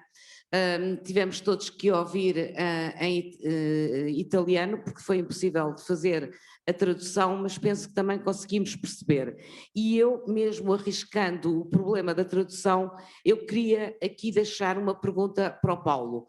Queria lhe dizer, ele falou daquilo que conseguimos perceber, ele referiu a necessidade de fazer a reconversão dos jovens, essencialmente do grande investimento, não é? E nós conhecemos, vários de nós aqui presentes, conhecemos a escola de formação da Fundação Luigi Clerici em Milão, não é? De todo o investimento que eles fizeram e de todo o que apostaram em termos de qualificação profissional dos jovens e em particular na zona de turismo, mas eu perguntava-lhe, essa reconversão desses jovens que tu tens na tua escola, Paulo, tem sido fácil motivá-los? Porque até numa conversa informal que ontem tínhamos, o Carlos Bahia e o João Fernandes ao jantar, falávamos da volatilidade que têm os jovens hoje em dia e da dificuldade de se motivarem e de se concentrarem para alguma coisa. Vem mesmo de encontro àquilo que hoje o Paulo Cézanne de alguma forma nos disse. Como é que tu conseguiste motivar estes jovens a fazerem uma reconversão profissional de algo que eles acreditavam que o setor de turismo era o futuro deles e que era o futuro, era o que se pensava que seria o grande futuro. Como já alguém interpelou o Carlos, e para poupar tempo, eu tinha uma pergunta, mas que no fundo entronca numa parte específica que também falou ali o colega Vítor, então perguntava à Carmen. Passámos em Portugal pela mesma situação que em Espanha. O mundo rural foi a tábua de salvação do turismo, ou melhor dito, dos turistas, quando entramos em tempo de pandemia. Eu vivo grande parte do meu tempo no Alentejo e, evidentemente, o Alentejo, que é, por excelência, um dos destinos também com o turismo rural muito apetecível, encheu. As pessoas sentiam segurança. As pessoas, inclusive, foram viver para o interior, foram viver para o mundo rural. Mas eu pergunto, foi em tempo de pandemia, quando isto tudo acabar, nós mudamos o paradigma do que é o turismo ou vamos voltar ao mesmo velho turismo? Esta é a minha pergunta muito concreta. São estas duas questões. Obrigada. Isaías, por favor. Sr. Vereador, gostei de ouvir sobre os apoios, os vários apoios que citou do seu setor. Eu queria lhe perguntar, uma pergunta simples, do orçamento que lhe coube ao seu setor do turismo, qual foi a percentagem da execução orçamental do seu setor? Quer no ano de 2019, quer no ano de 2020, se tiver ideia. Porque eu estive também na Câmara Municipal da Amadora, na Assembleia Municipal, e algumas propostas, muitas vezes, que eram feitas, sentia-se que, quando eram conhecidas, sentia-se a pressão de determinados organismos. Eu lembro-lhe, por exemplo, que eu gostaria que a Amadora tivesse, por exemplo, mercados de rua. Outro caso, por exemplo, era o caso de mercados de velharias, para sociabilizar aquela sociedade, porque, como sabe, ainda está considerada quase como dormitório ainda, não é? Com 41 nacionalidades diferentes que ali habitam. E, portanto, queria lhe perguntar também se sentiu, eu dizia-lhe por causa da pressão, a pressão foi precisamente das grandes superfícies. As grandes superfícies não criam mercados de rua, por exemplo, duas vezes por semana nas várias freguesias, por exemplo. E então, perguntava-lhe agora também, para terminar, se sentiu alguma vez a necessidade na cidade de Faro de ter uma rede de câmaras de vigilância para segurança, como acontece precisamente na Amadora. Faro não é propriamente a Amadora, mas faço aqui uma comparação para que haja uma resposta. Porque, e termino, quando lhe pergunta a execução orçamental, quando eu saí da Assembleia Municipal, havia um superávit de 83 milhões de euros depositados na banca a prazo. E hoje há 98 milhões. Muito obrigado. Passava então a palavra, talvez começaria pelo Paulo, porque está online, não sei se nos está a ouvir, e depois terminaríamos aqui. Sì, io vi sento bene. Mi spiace che diceva Maria che non si è sentita bene il mio intervento, semmai posso anche trascrivervelo, ve lo mando, in modo tale che l'abbiate e lo possiate conservare, e quindi questo ve lo manderò. mentre rispetto al discorso della riconversione dei giovani, il tema non riguarda specificatamente solo ed esclusivamente il turismo, è un problema del tenere affrancati i giovani in questo momento, utilizzando anche le tecnologie. Abbiamo utilizzato tutto quello che abbiamo potuto per poter tenere collegati i nostri ragazzi, cercando di svolgere tutta l'attività di carattere laboratoriale in modo tale da in presenza. Quindi siamo riusciti a concordare con le prefetture e con i vari organismi regionali e sovraregionali il fatto che i ragazzi potessero venire all'interno delle nostre strutture a svolgere dell'attività che fosse dell'attività laboratoriale. Quindi tutto il periodo della pandemia è stato caratterizzato da questo, diciamo, fil rouge, no? Cioè con una presenza comunque continuativa dei giovani nelle attività pratiche, mentre sfruttando l'online per tutte le attività di tipo, come dire, didattico più trasversale. E insieme abbiamo cercato davvero di supportarli con un tema che è a noi particolarmente caro, che è quello della cura della relazione, la cura del rapporto, perché i giovani, soprattutto in questa fase, molti si sono persi, e quindi la fatica è stata proprio quello di far sì che si reinserissero nel percorso di studi e che si appassionassero per i temi. Quindi non è soltanto, Maria, una questione che riguarda il settore del turismo. Sì, certo, lì dove abbiamo degli interventi mirati che riguardano quello specifico settore, abbiamo lavorato appunto dal punto di vista della motivazione, cercando di valorizzare appunto quegli aspetti che dicevo prima, sono indicati anche nel PNRR, che riguardano sostanzialmente il tema dello sviluppo del turismo culturale, eccetera. Però la cosa più delicata in questa fase è stata proprio quella di seguire i giovani sul fronte educativo, sul fronte della motivazione di sé, perché comunque è un momento di buio assoluto, cioè la speranza verso il futuro. Voi capite benissimo che un giovane che è chiuso in una stanza a studiare non vede delle prospettive chiare per il proprio futuro. Quindi questo è stato un po' il lavoro più impegnativo, l'abbiamo fatto con tutte le nostre forze, con tutti i nostri educatori, psicologi, e quindi non è soltanto una dimensione, diciamo, motivazionale sul settore professionale, ma è proprio sul senso come dire, del crescere, del diventare cittadini di questo mondo che oramai è sempre più degenerato. Grazie. Muito obrigado. Passava então a palavra ao Sr. Vereador. Há aqui muitas questões, eu vou tentar ser telegráfico.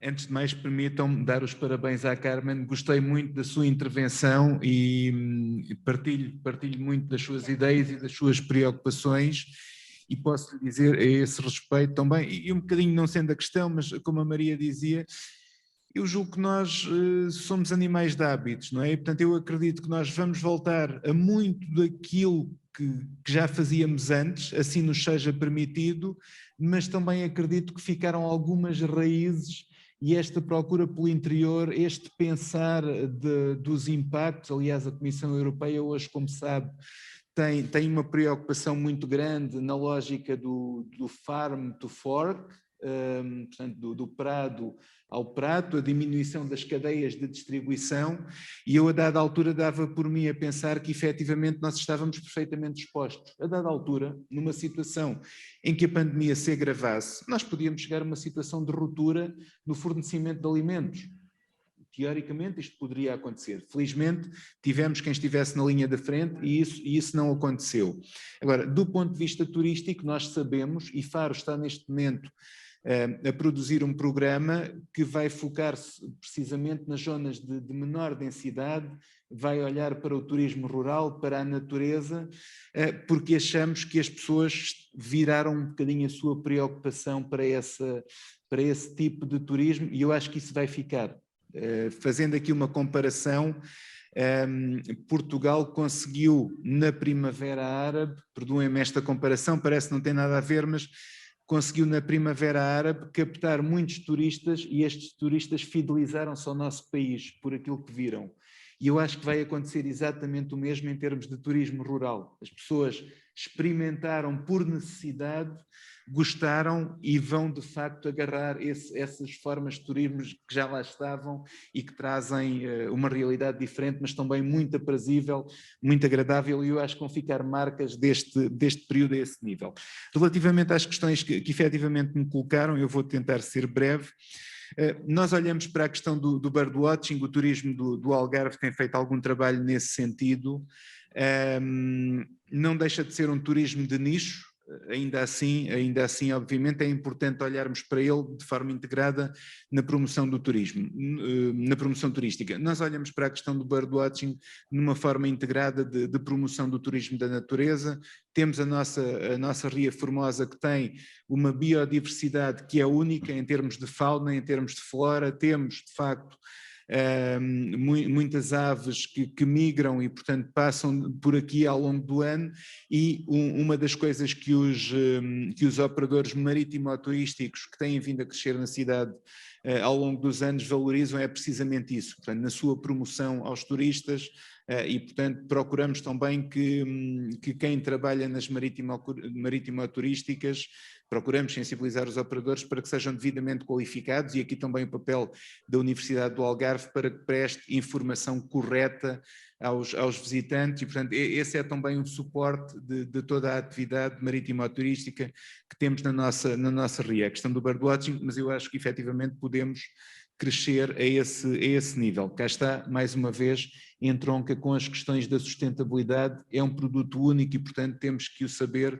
explorar na dose certa, porque os recursos são finitos, como sabemos. Relativamente à questão de Faro estar acima das outras localidades algarvias, eu acho que não. Faro não está acima, não está abaixo, simplesmente é um produto diferente. Tem este potencial, que tem de facto estas infraestruturas.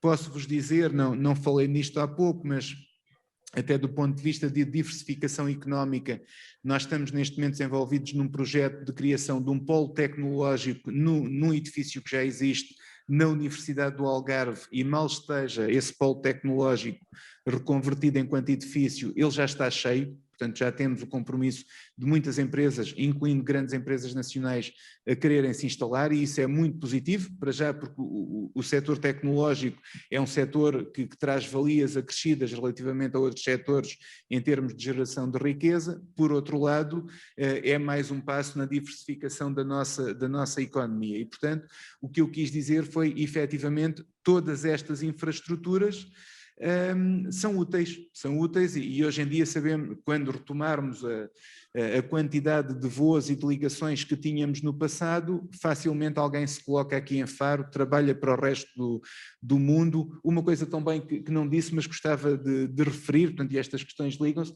esta semana mesmo, e numa lógica de desenvolvimento do mundo rural, o governo português desafiou os municípios a associarem-se a um processo de criação de espaços de coworking nos territórios do interior. E, portanto, também aí Faro se associou, porque há esta facilidade dos nómadas digitais circularem e, portanto, a partir de qualquer ponto do mundo, eles trabalham para outro ponto do mundo. E, portanto, Faro, o facto de ter estradas, ferrovias,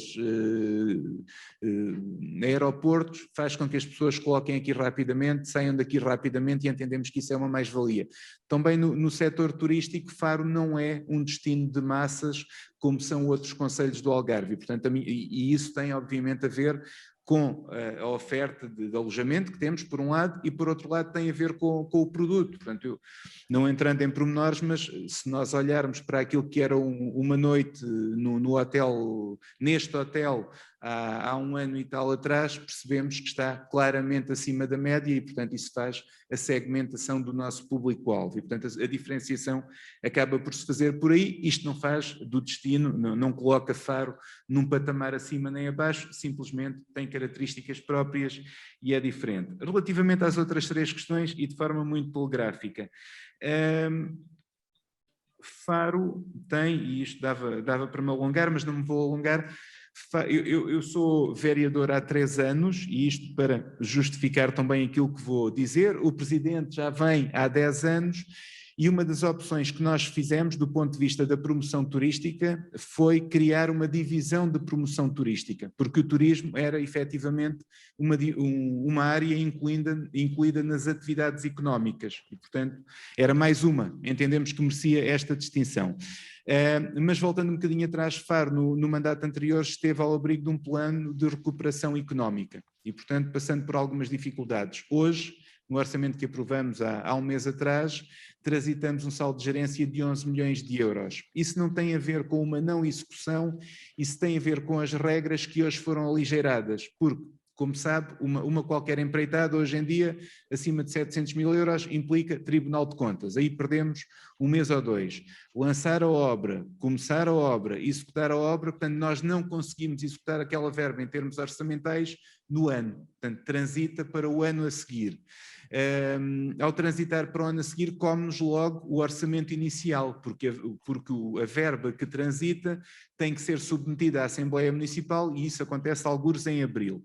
Pronto, neste momento o Governo alterou e isso já nos permitiu que este ano, em fevereiro, pudéssemos incorporar os 11 milhões de saldo de gerência do ano anterior. Porquê? Porque entramos numa lógica de caixa e, portanto, sabemos que aquela verba estava disponível no fim do ano passado e, portanto, digamos que do ponto de vista virtual, em vez de termos 8 ou 9 meses para executar um orçamento, passamos a ter 10 ou 11 e isso é completamente diferente na execução orçamental, o que leva a que muitas câmaras transitem de forma permanente saldos de gerência. Mas dito isto, eu direi que nunca me faltou verba para fazer promoção turística naquilo que nós entendemos fazer e, portanto, tendo a divisão 2 anos, 3 anos, sendo que 1 ano foi parado pela pandemia, nunca me faltou verba, assim como não nos faltou verba e já colocamos vários milhões de euros nas diversas medidas, não são aquelas que eu apresentei aqui, no apoio social que tivemos que fazer como resultado da pandemia e, portanto, não entrando aqui em pormenor de valores, mas de facto o orçamento de Faro permitiu cobrir todas as necessidades do nosso ponto de vista. A questão das grandes superfícies, eu responderia de outra forma, é que a nossa grande preocupação foi assegurar, neste período de pandemia, as empresas locais, os produtores locais. Nós atribuímos uma verba ao nosso banco alimentar local com uma condição de que eles fizessem compra de bens alimentares aos produtores locais,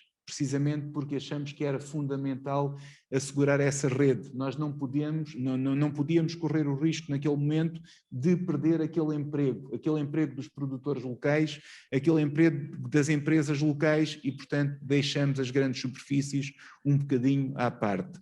A questão das câmaras de videovigilância, Faro, felizmente, é uma cidade segura, não temos grandes problemas, mas entendemos e temos uma zona de bares, uma zona de animação, uma zona de noite, onde por vezes sabemos que acontecem alguns excessos e, portanto, estamos num processo de instalação de algumas câmaras de videovigilância nessa zona, mais de uma perspectiva preventiva do que propriamente para atender a grandes problemas que ali aconteçam, mas estamos a fazê-lo porque, efetivamente, o garantir a segurança, e às vezes a segurança é uma questão de percepção, não é tanto das coisas acontecerem ou não, mas termos câmaras de vigilância tenham um efeito dissuasor e isso faz com que quer os residentes, quer os visitantes possam circular de forma mais tranquila, mais segura e, portanto, estamos nesse processo, mas que sendo um processo ao nível da administração pública, acaba por ser sempre um processo longo e, portanto, nós estamos a meio dele. Obrigado. Muito obrigado. Passará então a palavra a Carmen. Muy breve, no te preocupes, María, porque yo además voy a concretar. El señor que me ha preguntado... Tem que ligar o micro, sí. Perdón a los intérpretes.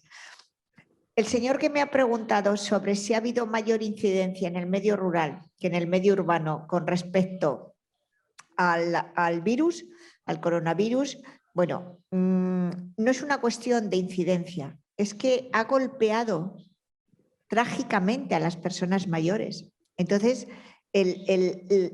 la incidencia ha sido en las residencias de mayores. Y en España, igual que en el resto de Europa, en muchos pueblos había una pequeña vivienda tutelada o había una pequeña residencia de 50, de 40, de 30 personas y han muerto el 50%. Por lo tanto, el virus se extendió de una manera espeluznante. Por eso yo he querido repetir por activa y por pasiva que no lo podemos olvidar y que el coronavirus nos recuerda que la salud humana está totalmente unida a la salud del planeta, a la salud de la economía y a la salud de lo social. Por lo tanto, lo mismo que hoy todos los días, porque yo no sé lo que pasará en Portugal, pero en España todas las televisiones abren con las vacunas, abren con tantos muertos, todos los días. Y a mí me parece bien, pero por otra parte, que cuando termine todo esto, lo sigan recordando, porque el virus es una consecuencia de la situación en la que hemos vivido durante estos años y el acoso que hemos hecho al planeta. Por lo tanto, en España no ha habido diferencia entre la incidencia del coronavirus en las grandes ciudades o en los pequeños pueblos. Claro, indiscutiblemente el tanto por ciento en las grandes ciudades era mayor que en los pueblos, pero ha habido residencias de mayores que han muerto el 50%. Y yo también me pregunto ahí, ¿qué futuro van a tener esas residencias? Cuando la gestión de esas residencias daba a la economía o a las personas que estaban gestionando esas residencias 4.500 millones de euros. ¿Qué hemos hecho? ¿Una aparca mayores? ¿Como se aparca un coche? Sin ninguna protección ni social ni sanitaria, sino simplemente les dábamos de comer y los acostábamos. También nos tenemos que preguntar eso, ¿eh? Y la propia comisaria de lo social tiene que saber, la comisaria europea, qué planteamiento de residencias queremos hacer. Yo creo que eso por ahí querías preguntarme, ¿no? La incidencia entre lo rural y lo urbano. No ha habido diferencia. El virus ha atacado mayoritariamente a las personas mayores del mundo, pero sobre todo en Europa. También, vuelvo a repetir, residencias de mayores, que no lo olvidemos. Y no sé si me has hecho alguna otra pregunta. No, era esa nada más, ¿no?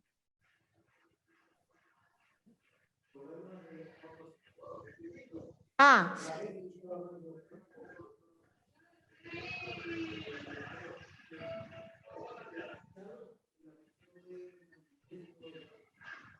Bueno, lo ha dicho muy bien el concejal. Yo creo que tendrás un gran futuro, vendes muy bien tu faro y vendes muy bien todas las políticas. A ver si tienes tanta suerte como yo he tenido, que he sido 20 años diputada y senadora de las Cortes de España, con lo cual te deseo lo mejor.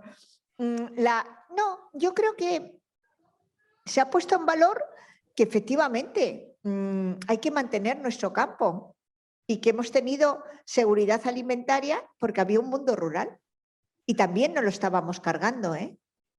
Entonces, ahora hay que recoger y saber que esa política agraria comunitaria ha transformado las vidas de los pueblos de Europa.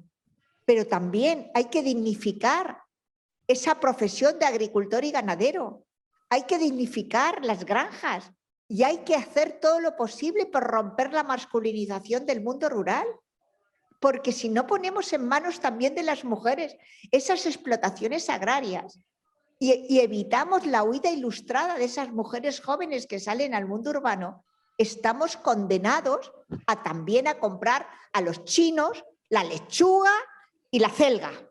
Y eso es algo que nos tenemos que plantear, porque la globalización nos ha llevado a que la mitad de África está en manos de China.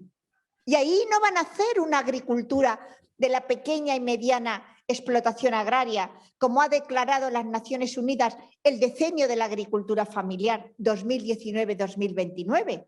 En África van a explotar como sea los recursos de la tierra y además van a hacer una agricultura extensiva en donde Se cargarán todo lo que haya que cargarse para producir y para tener una sostenibilidad para su pueblo. Y nosotros lo estaremos viendo venir. Posiblemente lo que esté diciendo no sea políticamente correcto para algunos, pero para mí sí, porque quiero que se mantenga mi mundo rural, mi agricultura y mi ganadería, que es lo que me ha dado de comer en la situación de la terrible tragedia de la COVID-19. Por lo tanto, también tenemos que plantearnos qué política agraria comunitaria quiere hacer Europa, que también es muy importante lo que acaba de decir el concejal, de la explotación a la mesa. Pero pasa por mantener nuestras explotaciones agrarias rentables, porque si el agricultor no tiene una explotación agraria rentable, a su hijo le va a decir, vete a la gran ciudad aunque sea a trabajar de camarero, pero no te quedes de agricultor en el pueblo. Y eso es lo que hay que evitar. Y luego, María, como se ha ido, bueno, y luego la brecha digital. No sé cómo la tendréis ahora, pero en vosotros en Portugal, pero la brecha digital entre el mundo rural y el mundo urbano son 10 puntos. Y el que no aprenda hoy la digitalización será un analfabeto como en el siglo XIX, el que no sabía leer y escribir. Porque la digitalización la tenemos que aprender, porque si no estaremos abocados a ser unos analfabetos y a no podernos mover por el mundo. Pero también lo quiero dejar. Y María me ha dicho, ¿es una moda? Yo espero que no. Yo espero que no. Porque si es una moda, no habremos aprendido nada en esta terrible tragedia. Muchísimas gracias. Muito obrigado, Carmen. Vou passar, para terminarmos e encerrarmos o debate, a palavra à nossa relatora, a Maribel, que está online e que se vai juntar a nós para fazer o encerramento. Tens a palavra, Maribel.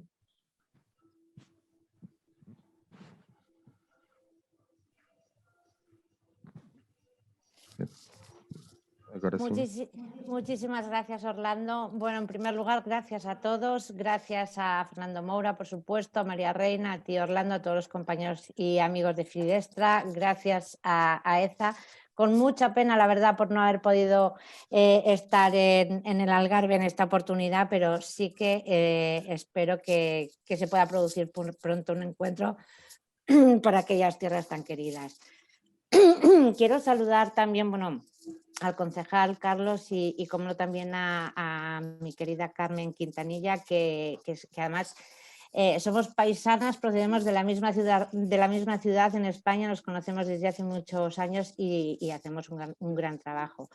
Y un abrazo quiero mandar también a Paolo, que lamentablemente no le he podido escuchar nada ni en la traducción ni tampoco en italiano, con lo cual pues lo lamento porque siempre es de gran interés escuchar las cosas que dice Paolo, pero bueno, si va a mandar alguna cosa pues estaremos pendientes y en cualquier caso estamos en contacto en otros seminarios que se puedan hacer de EZA.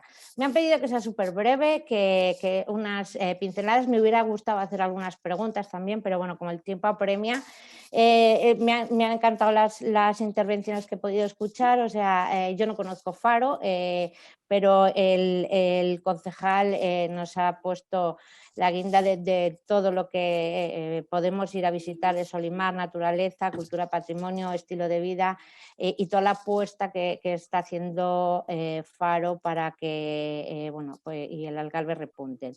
Me ha gustado también escuchar bastante toda la red de apoyo social que han destacado, o sea, que han estado realizando desde Faro. Yo, la institución que represento, también hemos estado trabajando durante toda la pandemia en dar alimentos. Es un trabajo complicado, es un trabajo difícil que exige una gran coordinación interinstitucional y eso, bueno, pues que 100 organizaciones sociales hayan estado trabajando directamente con el ayuntamiento, pues es una gran noticia porque en estos momentos de crisis y complicados hay que destacar la solidaridad y bueno, pues aparte de los alimentos en el alquiler de vivienda, dar un seguimiento a las necesidades de la población, a las empresas también suprimiendo las tasas turísticas, los parquímetros, o sea, son todo medidas, bueno, pues que yo creo que van apuntando a que haya optimismo, como él nos ha trasladado, un cierto optimismo en que las cosas, bueno, pues con las vacunas y las cosas van a ir mejorando, las infraestructuras que también se están acometiendo en Faro, el polo tecnológico, o sea, todas estas son cuestiones, bueno, pues que nos inspiran a tener un poco de esperanza y un polo positivo. Y después, bueno, pues en cuanto a Carmen Quintanilla y toda su intervención también me ha gustado mucho. Yo conozco muy bien el trabajo que realiza Carmen y la verdad es que es una labor magnífica y no solo en los pueblos de España, sino también a nivel de Naciones Unidas y en otras instituciones y organismos internacionales.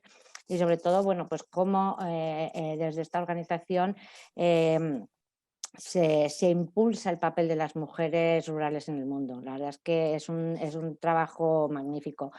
Carmen también nos ha aprovechado para recordar que durante la pandemia se han hecho cosas mal, que tampoco podemos perder de vista porque bueno, pues, esto nos ha llevado también a pasar del virus, pues hemos perdido a muchas personas que se nos han quedado en el camino, sobre todo personas mayores, hemos perdido salud, hemos perdido empleo, hemos perdido futuro, pero aún así, a pesar de todas estas circunstancias, bueno, pues sí que destaco y la verdad es que lo comparto con ella, el gran que se haya puesto en la agenda el foco en el mundo rural y en los pueblos de España. Es verdad que en España y en Europa se están realizando grandes intervenciones para la lucha contra la despoblación en el mundo rural.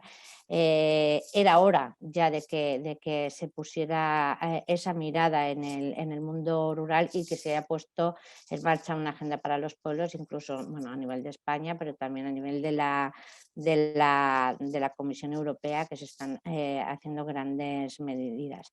Y bueno, pues el turismo rural puede ser bueno, pues en estos momentos una de las oportunidades también que podemos destacar de lo que nos puede aportar este turismo rural. Aprovechar para hacer un destino rural más atractivo, una alternativa económica, un turismo ecológico saludable y destacar la importancia que tiene la mujer también en todo el turismo rural, que incluso bueno, un 66%, me parece que comentaba Carmen, que de las emprendedoras son mujeres y la verdad es que me ha alegrado conocer este dato que no tenía en el radar. Destacar también bueno, pues la importancia de la formación en las nuevas tecnologías, trabajar para tener un destino seguro, más ayudas al emprendimiento. Y sobre todo destacar bueno, también el papel, la importancia del sostenimiento de los recursos naturales, de la biodiversidad y trabajar en los 3 aspectos que marca la Agenda 2030, que son el social, el económico y el medioambiental, que tienen que ir estrechamente unidos y ligados y que creo que es una agenda en la que todos tenemos que estar implicados para que realmente las cosas mejoren.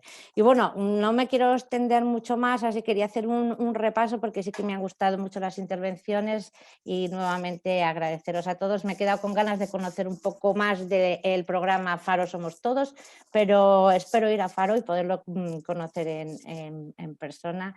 Y nuevamente gracias a todos los amigos de Fidestra. Obrigado, Maribel. Certamente um debate rico que nos deixa aqui caminhos para o futuro. Agradeço a todos os convidados e a vocês que enriqueceram também este debate e vemo-nos às